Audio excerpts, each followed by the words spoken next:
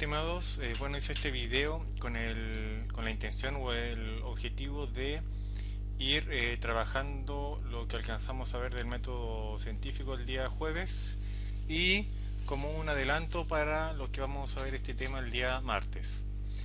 Vale decir que no es tan fácil como pareciera en un primer momento, pero bueno, aquí vamos a ir ejercitando varios ejercicios para ir soltando un poco la mano con respecto al tema.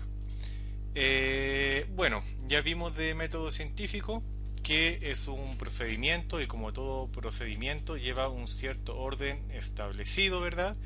Y que se realiza para cumplir un objetivo.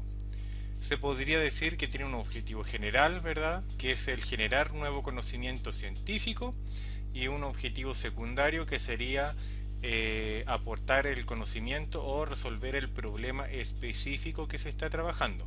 ¿Ok? Ok. Continuemos. Como aparece en la guía que lo subí en Facebook y como lo trabajamos en clases también, vimos que el método científico comienza con la observación. Y además hay una palabra clave en observación que es la descripción. Es decir, la observación consiste en describir lo más objetivamente y con la mayor cantidad de detalles eh, un hecho puntual, por ejemplo una manzana que cae, ¿verdad? Que en su momento le llamó la atención a Newton, o una situación experimental, como por ejemplo Fleming cuando vio que había una bacteria y un hongo que crecían juntos y que las bacterias que se iban acercando al hongo iban muriendo. Él a eso le llamó la atención, ¿verdad? Y propuso una hipótesis que fue que el hongo producía algo que mataba a las bacterias y finalmente fue así y son los antibióticos que usamos en el día de hoy, ¿ya?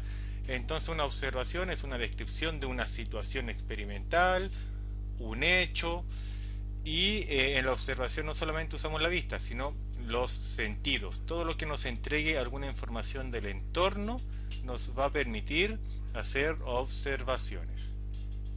Perfecto. La segunda etapa es el planteamiento del problema, en donde nosotros vamos a identificar todas las variables o todas las partes o segmentos que van a que a nosotros nos llama la atención y que en su conjunto van a constituir el problema. Y luego todas estas variables que identificamos en el problema las vamos a relacionar y a conectar en la pregunta de investigación o en la pregunta que se realiza en el planteamiento del problema, ¿verdad? En donde utilizamos el por qué, el cómo, el cuándo, etcétera, etcétera. Todos los indicativos de pregunta.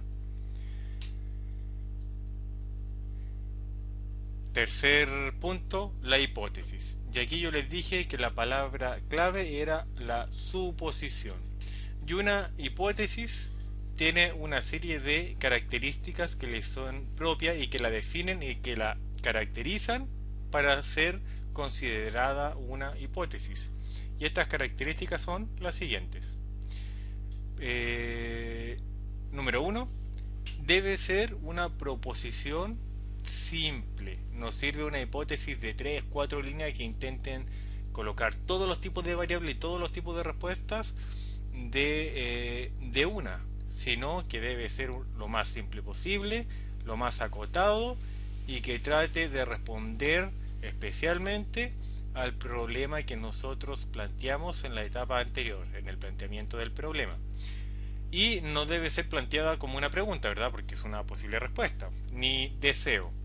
Tampoco debe tener términos valorativos, es decir, no debe jamás ser o debe llevar adjetivos como es bueno, es malo, es mucho, es poco, ¿ya? Eso se refiere con términos valorativos, ya que científicamente es muy difícil caracterizarlos y o medirlos. Como yo caracterizo o mido lo que es bueno o malo, menos malo o más bueno, no se puede, ¿verdad? O en última instancia sería muy difícil y poco científico. Número 2, deben estar basadas en conocimiento científico ya comprobado. y los términos abstractos solo se consideran si se presentan referentes empíricos, es decir, comprobables. ¿Qué quiere decir esto tan complicado que pareciera en un primer momento? Básicamente que debe haber información fidedigna o real, o que al menos debe partir de una cierta verdad para yo proponer mi hipótesis. Por ejemplo, no puedo decir que si de repente veo el pasto en un parque tiene un largo de 5 centímetros y al otro día ese largo de 5 centímetros se redujo a 1 centímetro. Es decir, se redujo 4 centímetros menos. Yo no puedo decir como mi hipótesis que vinieron unicornios o pegasos volando, se comieron el pasto y luego se fueron a su tierra de, qué sé yo, Imaginolandia, ¿verdad? Porque ahí no estoy partiendo, no estoy incluyendo conocimiento científico comprobado, solamente estoy dando datos pseudo científicos y que ni eso, en realidad son pura fantasía, ¿ya? A eso se refiere ese segundo enunciado.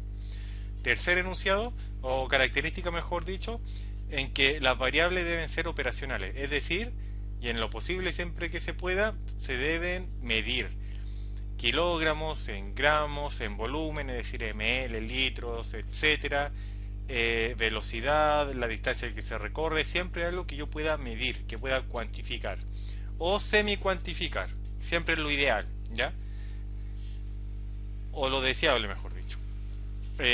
Y otra característica, que deben estar asociados a aspectos de la realidad que se desconozcan, o sea, no tiene ninguna relevancia si hoy en día yo digo, oye, yo tengo una hipótesis en donde si suelto una pelota de bolo de un edificio caerá hacia abajo o caerá. Es obvio, ya está comprobado, no tiene sentido hacer hipótesis que busquen recomprobar lo que ya está, pero ultra consolidado. Porque como yo dije al principio, la hipótesis debe seguir un objetivo general que es el generar nuevo conocimiento. Si no, no sería un problema, ¿verdad? Lo que nos llama la atención. Y continuando, en donde nos quedamos, la hipótesis, ¿verdad? Ya tenemos claro que una suposición, hasta el momento al nosotros plantear una hipótesis no tenemos evidencia que nos respalde, solamente la observación donde nosotros podemos establecer ciertas relaciones, pero que no pasan de ser meras ideas, pero basadas en conocimiento científico. Ya estamos claritos con eso. Punto número 4, la experimentación. Aquí se realiza para comprobar o rechazar nuestra posible respuesta, nuestra posible suposición, nuestra hipótesis, ¿verdad? Y se deben tratar de llevar a cabo mediante ciertas condiciones. Por ejemplo, llevar un grupo control y un grupo experimental. Ustedes ya saben que lo del día jueves que asistieron conmigo a clases, el grupo experimental está sometido a la variable que yo voy modificando, es decir, la causa. Y el grupo control es un grupo que yo no voy a manipular, ¿verdad? Ahí yo no me meto. Y de ahí en clase vamos a ver cierto ejemplo, y que también está la variable dependiente e independiente, y controles experimentales y grupos control. Eso lo vamos a ir viendo en clase y mediante experimentos clásicos que se hicieron en la biología. ¿Ya? Por ahora no se compliquen tanto con eso. Número 5, resultados, obviamente. Y los resultados no nos sirven tal como se entregan al final de una investigación, sino que deben ser analizados. Eso es lo importante de aquí. Los resultados se deben analizar e interpretar también, ¿verdad? Para saber si están apoyando nuestra hipótesis o la están rechazando, para poder explicar, ¿verdad?, el fenómeno. Ahora, esto es importante de que siempre tratar de analizarlo lo más objetivamente posible, porque es muy común en ciencia que los dos científicos distintos interpreten los mismos datos de manera distinta, a veces muy distinta, a veces ligeramente distinta, pero no 100% igual, ¿ya? Así que siempre es importante ver cómo lo van a interpretar, bajo qué criterio, ¿ya? Y si apoya finalmente su hipótesis. El paso número 6, la conclusión. Y aquí finalmente ya es la interpretación bruta de los resultados, es decir, interpretamos estos resultados en función de nuestra hipótesis. Por ejemplo, Si yo me subo al auto y el auto no parte, ¿verdad? Un ejemplo básico, mi hipótesis pudo haber sido la batería está descargada y por eso el auto no parte. Entonces yo hago un experimento de dos partes en donde le saco la batería a mi auto y le coloco una batería cargada y prende. Bien. Y otro posible experimento podría ser que saco esa batería que yo creo que está descargada, se la saco a un auto en que yo tengo la seguridad que está completamente funcional y le coloco esa batería. Y si no parte el auto que antes partía, quiere decir que la variable que yo manipulé, la batería, es la que está causando el problema, ¿ya? Entonces voy interpretando esos resultados para decir, ah, efectivamente mi hipótesis fue correcta. Entonces voy estableciendo relaciones, voy interpretando estas relaciones y las voy comparando con mi hipótesis y veo si me está apoyando o no me está apoyando. Vale decir, y esto se lo tienen que memorizar porque pregunta PSU, un razonamiento científico tiene sentido cuando yo espero que los resultados de mi experimento vayan acorde a la hipótesis que yo formulé. Tiene que haber concordancia entre los resultados y mi hipótesis, si no estoy trabajando o dando palos de ciego, ¿verdad? Y finalmente esto lo dejé aparte porque ya lo hemos visto un poco y también lo vamos a volver a ver el martes, que ciertos resultados se avalan, todo esto está bien, se publican en los papers, ¿verdad? Que después ustedes lo van a hacer en la universidad y lo van revisando otros científicos, los otros científicos realizan otro experimento para seguir apoyando o contradecir sus conclusiones, su hipótesis. Y si tiene un gran apoyo, hay bastante estudio y no hay mayores problemas, pasa a ser considerada una teoría. Y si además la teoría va estableciendo relaciones matemáticas y, ¿cómo explicarlo? A ver, y si va teniendo un mayor consenso científico y se va transformando en un fenómeno más universal, entonces la teoría pasa a ser ley. Dicho de otra forma, la principal diferencia es que la teoría explica el cómo van sucediendo las cosas, el cómo o el por qué, ¿ya? Por ejemplo, si, qué sé yo, le pego un martillazo a una taza y esta se rompe, la teoría predice que se va a romper porque el martillo es más duro que la cerámica de la taza o la porcelana de la taza y bla bla bla y se va a elevar toda una explicación. En cambio, la ley generalmente es una descripción matemática de un hecho. Por ejemplo, cuando cae la manzana, hay una relación matemática en donde dice cómo va a influir la gravedad, a qué velocidad, ¿verdad? Y simplemente lo va a describir, a establecer una relación matemática entre las partes y que por lo general se cumple a cabalidad y las predicciones son 100% correctas, ¿ya? No hay mayores dudas.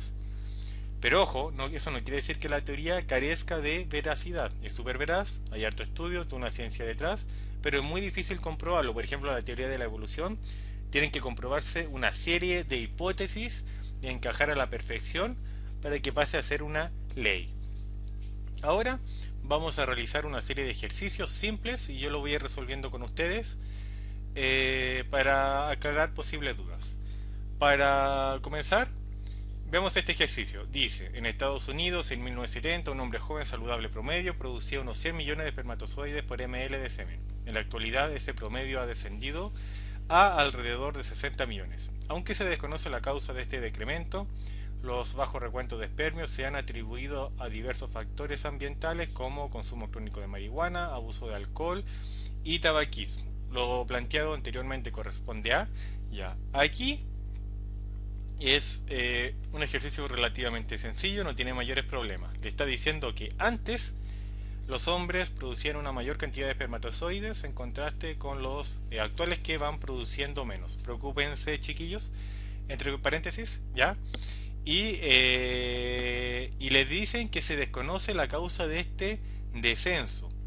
De hecho, cuando afirma esto, y si siguen leyendo, se van a dar cuenta de que no está hablando de que se hizo un experimento, ni una investigación, ni nada. No hay evidencia del por qué. Pero, aún así, más abajito yo lo voy a destacar, dice, se lo voy a destacar en amarillo aquí, dice, aunque se desconoce la causa de este descenso, se le atribuyen ciertos factores que pueden ser la causa, y a él le dicen que son el consumo de marihuana, alcohol y tabaco. Pero no hay una comprobación, una investigación que avale esto. Es decir, es solamente una idea, una posible respuesta. En otras palabras, no es más que suposiciones. Por lo tanto, la respuesta correcta aquí y que cae de cajón viene a ser la de profesor. Sí, correcto. La hipótesis. No tiene mayor complejidad, es sencillo. ¿Y qué más podríamos decir acá? Aquí, por ejemplo, también tenemos una observación que yo se la voy a destacar en rojo, cuadrito rojo, acá. Aquí, hasta donde dice alrededor de 60 millones, no es más que una observación. Están diciendo que antes pasaba esto y ahora pasa esto otro, pero no estaba estableciendo ninguna relación o ningún argumento o ningún dato nuevo, ¿ya? Solamente está diciendo lo que pasa, una situación a través del tiempo. ¿Ya? Entonces aquí hay una observación, pero como acá le está preguntando por lo que se plantea anteriormente, es decir, después de este punto seguido, y aquí se van dando hipótesis, entonces, obviamente, alternativa B. La siguiente. Esta puede ser un poco más difícil, porque hay dos partes que los puede confundir, pero tampoco es para tanto. Dice, las células de la esponja de mar poseen glucoproteínas específicas en su superficie que les permiten distinguir entre lo propio y lo ajeno. Cuando se mezclan células de dos especies distintas de esponjas, se reagrupan en la especie respectiva. Cuando esas dos especies son forzadas a vivir en contacto mutuo, en la región de contacto se destruye el tejido. Lo planteado anteriormente corresponde a... Aquí básicamente está diciendo que hay personas A, personas B, un grupo de personas A y un grupo de personas B se mezclan en una fiesta, pero no bailan entre ellas, sino que las personas A solamente bailan con personas A y las personas B solamente con las personas B y en partes separadas del salón, no se juntan en ningún momento. Y más encima le dicen que si las fuerzan a juntarse, las fuerzan por ejemplo a darse la mano, la zona de contacto en donde se están dando la mano se está destruyendo. Eso es lo que están planteando, ¿verdad?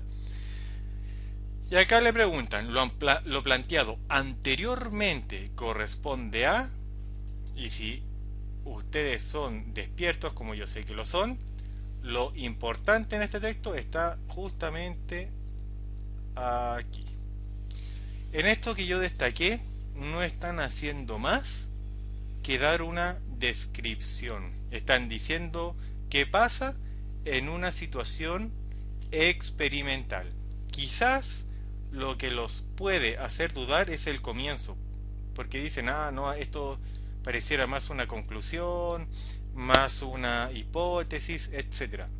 Pero ¿qué pasa en esa parte que está destacado en rojo? Dice, las células de la esponja de mar poseen glucoproteínas específicas en su superficie que les permiten distinguir entre lo propio y lo ajeno. Todo eso pareciera ser más bien una conclusión, porque está afirmando algo con propiedad, y a mí me da a entender que detrás de eso hubo toda una experimentación y un procedimiento que les arrojó esos resultados. Pero si yo lo comparo con lo que vimos al comienzo en el cuadro amarillo, no puedo establecer esa relación. Lo único que yo podría establecer de lo que está en amarillo es que hay cosas que son particulares de las personas A y algo que es particular de las personas B. Y eso sería todo. Y que no se juntan. Nada más. En ningún momento me permite establecer que hay glucoproteínas participando. Y además en la pregunta le están diciendo justamente, le están preguntando por lo último que se planteó. Y esas no son más que observaciones. ¿Ya? Que cuando se mezclan dos células de dos especies distintas, bla bla bla, se destruye el tejido. Y eso corresponde netamente a una observación de una situación experimental. Por lo tanto, ahí sería observación. Y no tiene mayor complejidad. ¿Ya? Ojo con eso. Pasamos a la siguiente pregunta. Dice, el Alzheimer es una enfermedad incurable cuyas causas aún no son bien conocidas. Sin embargo, se ha propuesto que la degeneración de las neuronas del hipocampo podrían estar involucradas. Esto constituye, y aquí, aunque no sepan nada, hay una palabra clave que les tiene que llamar la atención, ¿ya? Sí o sí. Y esa palabra que le llama la atención y que yo la voy a destacar en amarillo es esta que está aquí. Bueno, tengo muy buen pulso, pero bueno, ahí se cae de cajón que está destacada, ¿ya?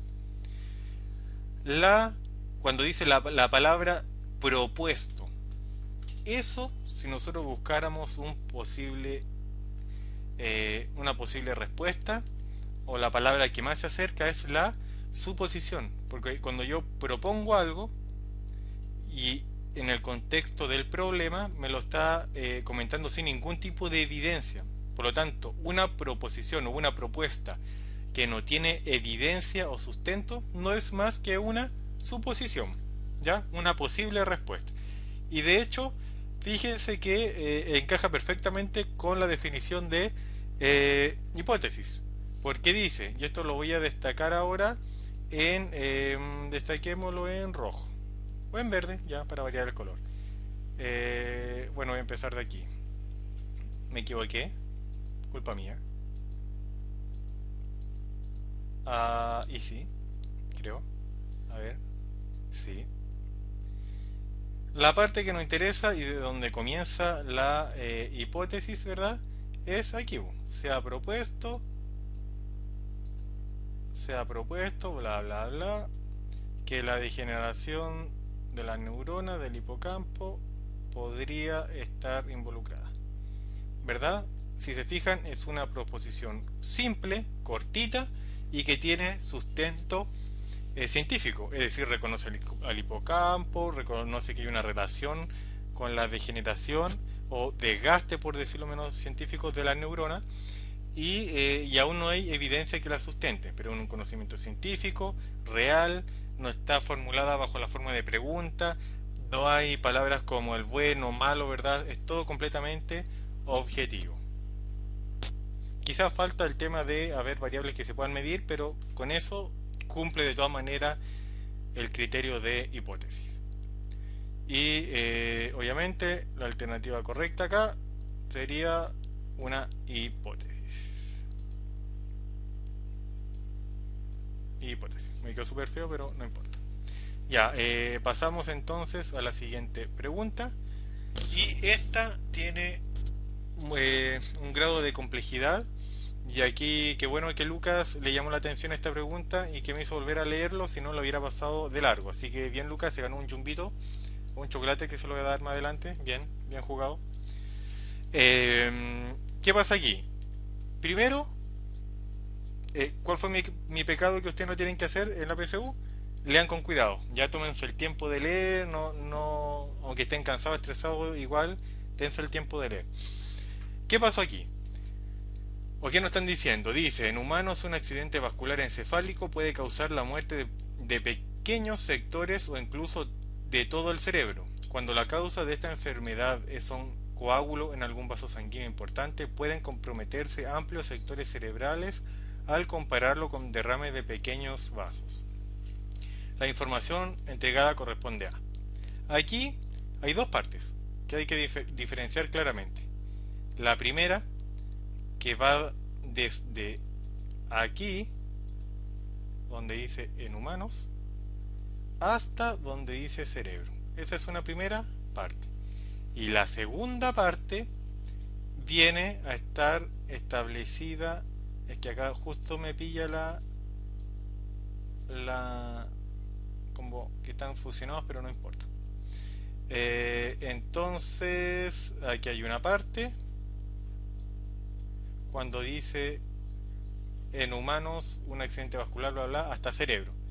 Se ve como raro, pero a ver, mejor lo voy a hacer así nomás, ¿ya? Esta primera parte, si yo les pregunto a qué les suena más, así como súper intuitivamente, a una conclusión o a una hipótesis. Ya, bueno, hice esta pausa como para que usted en su cabeza dijera una respuesta, ¿ya?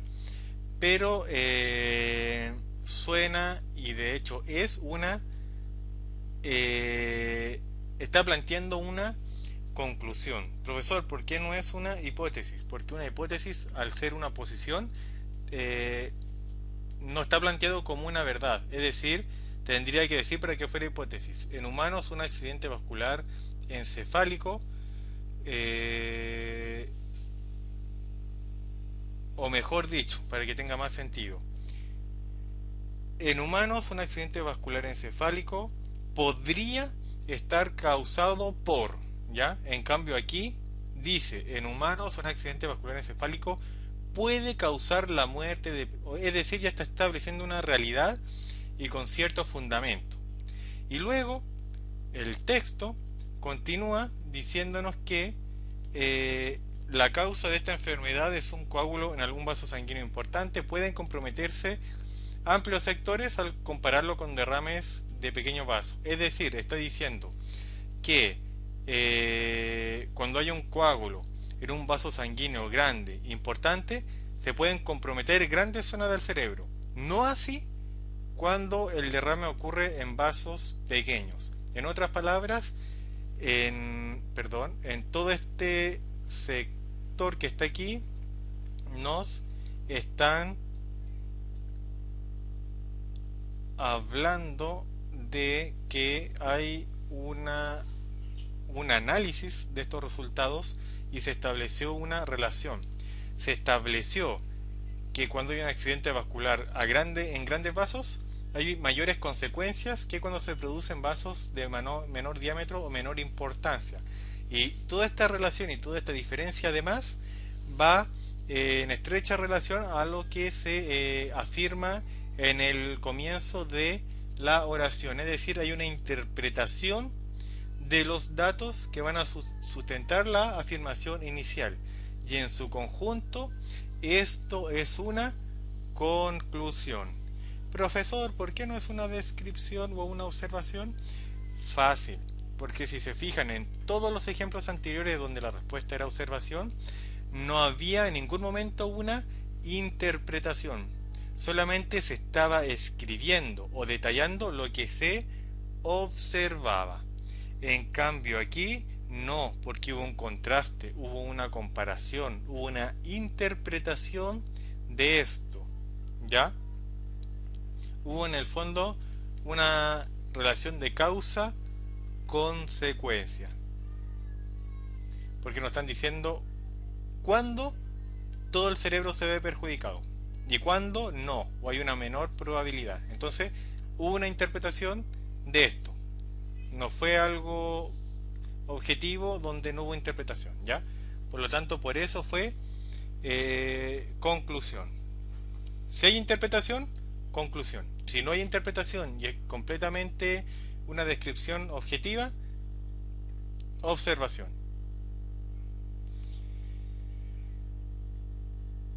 Solamente, aunque sea insistente, la palabra clave aquí fue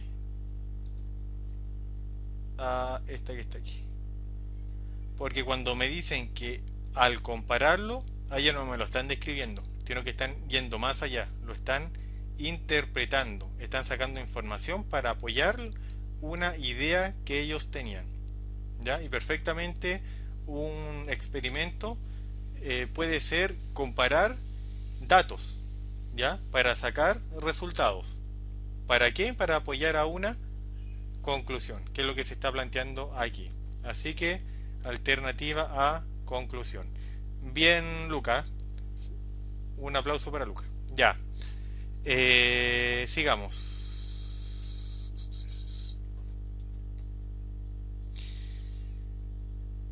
Y esta última diapositiva tiene un problema. Obviamente, ¿verdad? Si no, porque saben leer. Y me interesa que ustedes lo lean y después me digan cuál es la respuesta correcta en Facebook, en un mensaje privado si quieren, cuando tengamos clases, como quieran me dan su respuesta, pero me la dicen, ¿ya? A estas alturas ya deberían ser capaces, porque no, si bien tiene cierto grado de dificultad, no es mayor al que vimos en los casos anteriores. Así que véanlo, medítenlo bien, vean si hay una descripción, ¿verdad? Si hay una interpretación, si se está describiendo una situación experimental, si puede ser una ley, etcétera. Vean de lo que leen aquí qué criterio se está cumpliendo y me lo comunican, ¿ya? Eso fue todo, espero que les sirva para ir trabajando esto. Si manejan este tipo de ejercicio, se van a sacar un gran pensamiento, perdón, una gran carga de encima, porque quiere decir que dominaron el pensamiento científico. Y eso también se los voy a integrar en una hoja con los porcentajes de cuánto entra en la PSU, pero el pensamiento científico es transversal, entra en todos los contenidos y la PSU prácticamente es esto, ¿ya? Así que trabajen y cualquier cosa me avisan.